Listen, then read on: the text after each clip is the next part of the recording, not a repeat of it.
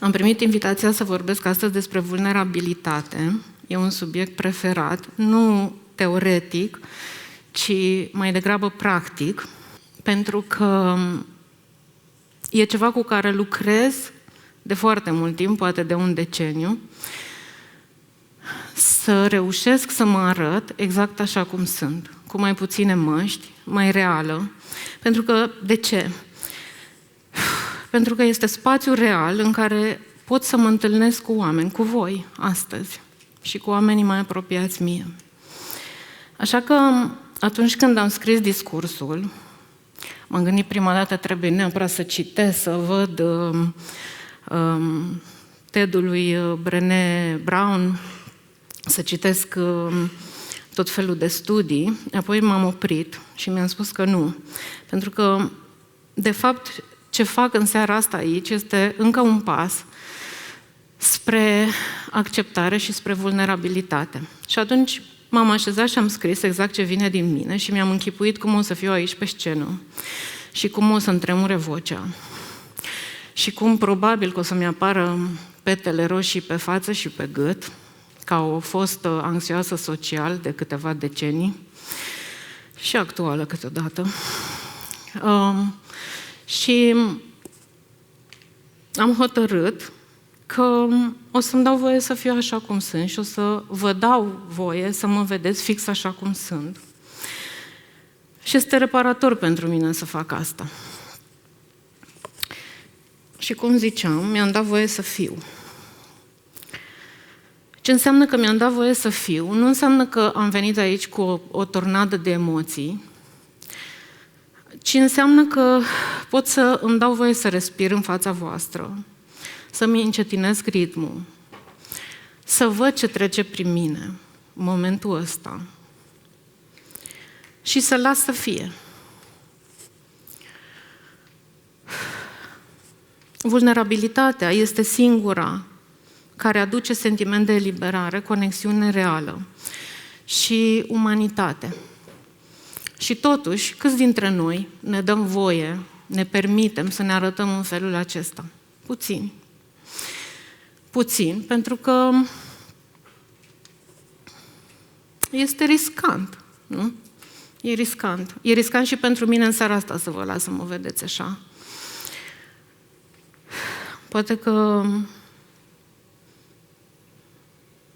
o să mă judecați, poate că o să fiu subiect de bârfă la o cafea, poate că o să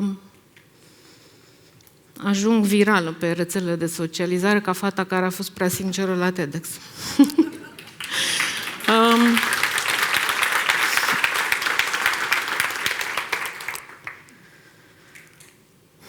Și totuși aleg să mă vedeți așa, îmi dau voie să fiu fix așa cum sunt, refuz să mai pun presiune pe mine, să fiu altfel, să fiu deșteaptă, să fiu în rând cu ceilalți speakeri, să mă străduiesc să par mai pregătită decât sunt.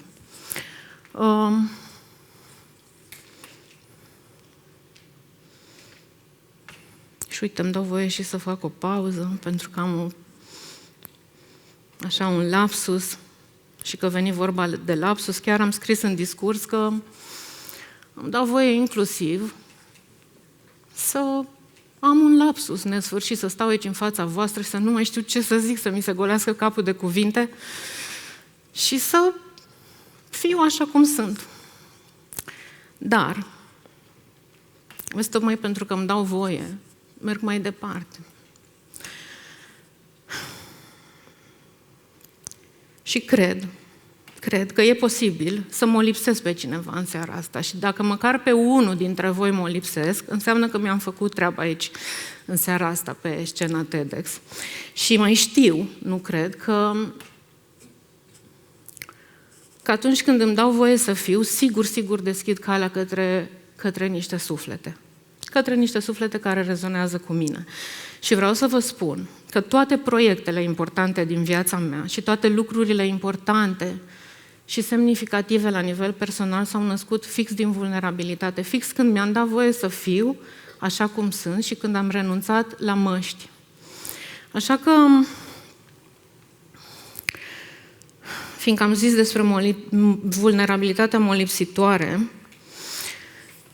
asta mi-aduce aminte și o să aduc un pic un exemplu care mi-a venit în minte spontan când am început să scriu, să aștern pe hârtie gânduri despre vulnerabilitate. Mi-a venit în minte imaginea unei profesoare din primul an de facultate la psihologie. A venit în fața noastră și a început să predea. Eram foarte interesată de tot conținutul învățării, însă la un moment dat am observat că s-a înroșit foarte tare pe piele. Și m-am panicat foarte tare, îmi vine și să plâng acum când mi-aduc aminte, m-am panicat groaznic de rău, fiindcă m-am recunoscut pe mine în ea, fiindcă știam cât de greu e să stai în fața oamenilor și să-ți fie teamă, cât de greu e să-ți fie teamă de judecată și cât de greu e să fii singur, pentru că pe mine nimeni, în 30 de ani de anxietate socială, nu m-a întrebat când m-a văzut, când mi-a văzut manifestările somatice, dacă sunt ok, dacă îmi trebuie un pic de apă, dacă îmi trebuie să respir un pic, nici ca și copil și nici ca și adult. Și așa că ce am învățat a fost că partea asta e nevoie să o resping, e nevoie să o ascund, pentru că toată lumea s-a prefăcut că nu există.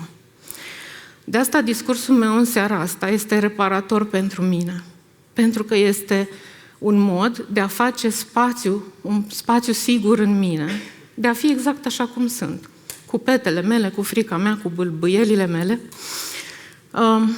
Și sper să fie o inspirație și pentru voi, dar pentru mine este reparator.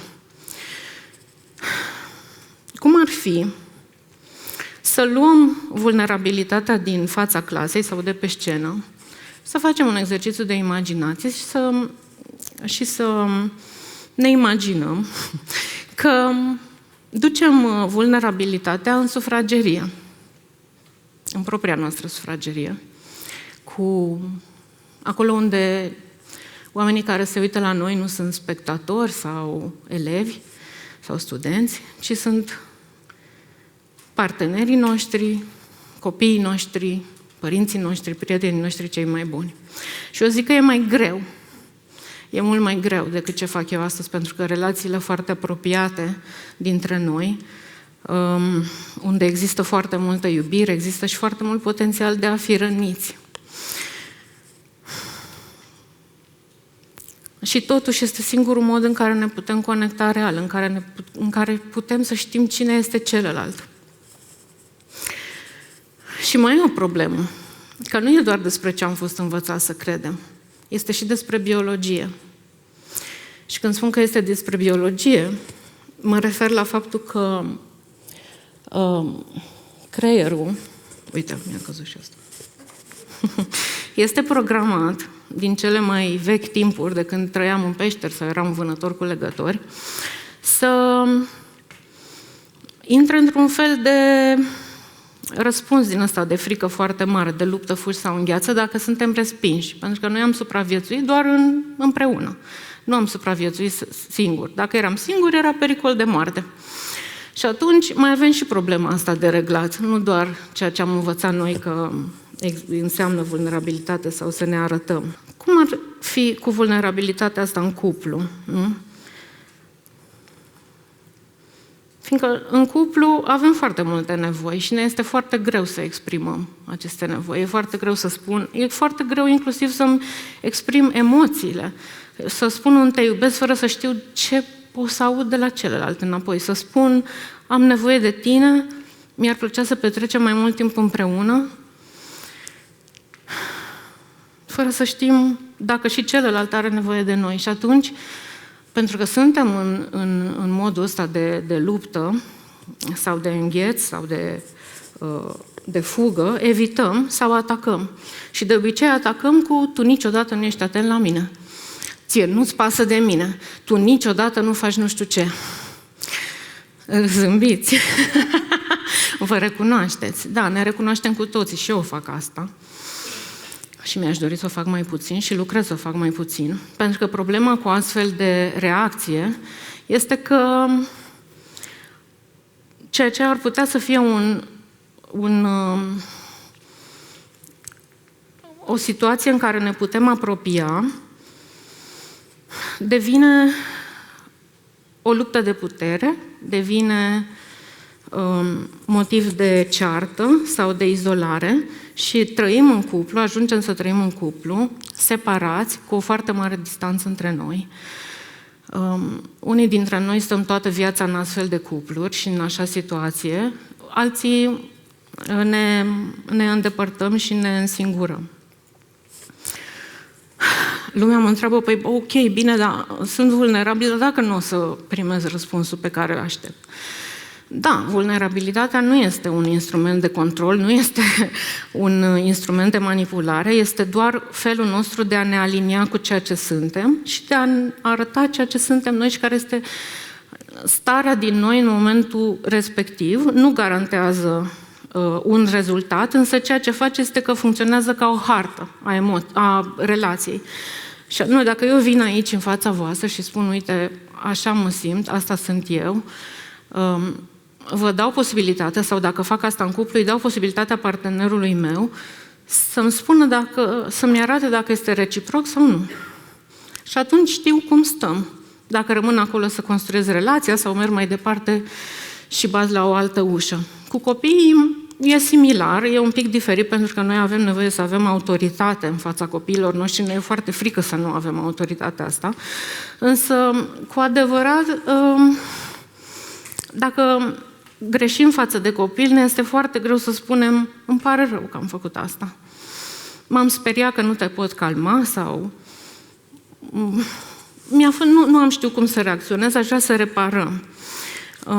Și copiii cumva învață că nu e ok să spunem ce simțim și deseori le servim și replica asta, nu ai niciun motiv să plângi, n-ai de ce să fii supărat și atunci învață să se scindeze pur și simplu și să nu ne mai arate că sunt triști sau că au o anumită nevoie și în timp ajung să nu-și mai arate nici lor înșiși. Și ajung clienți în cabinetul de terapie și nu știu să spună ce simt. Nu știu să-și numească o emoție. Nu știu ce să facă cu emoțiile. Nu știu încotro să apuce dacă e corect sau nu e corect ce simt. Cresc adulți care pur și simplu nu știu ce să facă cu ei înșiși. Și atunci, cumva, invitația mea, ca să nu ne pierdem pe noi de noi și ca să ne putem ajuta și copiii și ca să nu ne pierdem în cuplu, este o invitație la un pic mai mult adevăr, dar aș vrea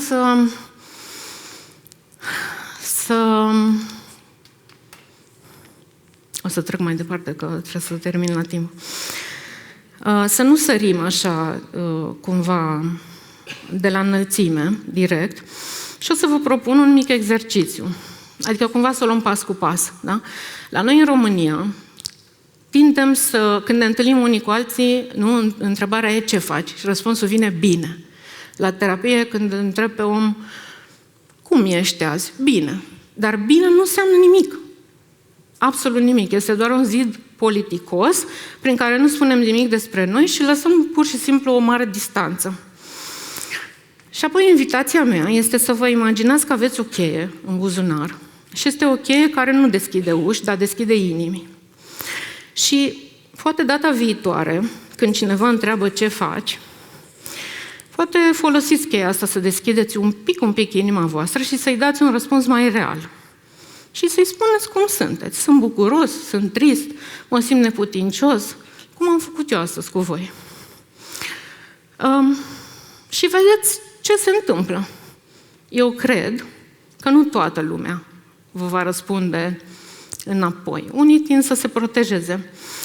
Dar, în general, da, vulnerabilitatea este cheia care deschide și inima noastră și inima celuilalt. Nu trebuie să mă credeți pe cuvânt. Puteți să testați și să-mi scrieți să vedem cum a mers. Ok? Mulțumesc frumos!